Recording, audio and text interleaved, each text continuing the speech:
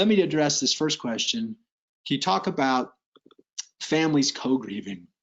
Yeah, it's a really important thing. It turns out, of course, none of us is in a vacuum. We all operate within groups and systems. We're social critters. And families often go through losses together, loss of a loved one, loss of a pet, loss of anything, a home. The thing about grief, though, it's not an orderly process. And Elizabeth Kubler-Ross gave us the stages of grief, which generally hold together pretty well. But the important thing is they're not linear. You don't sort of stepwise go through this process, one emotion to the next. It's much more free-flowing than that. So coordinating grief between people, even close people, can be really tricky. One day you may be up, the other person may be down.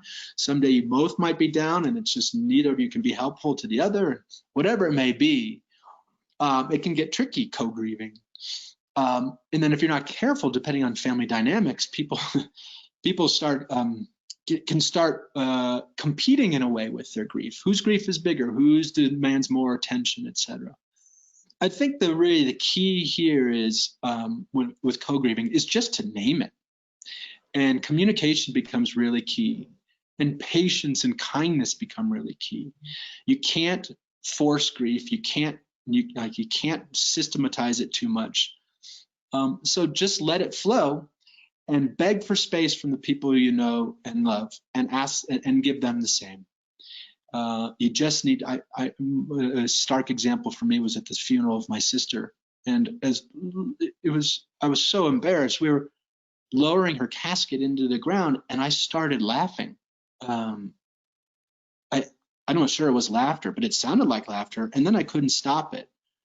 I felt so embarrassed, as you can imagine. There was obviously nothing funny about it, but I just, in a moment, was struck as how absurd this all was, and that's what came out of me.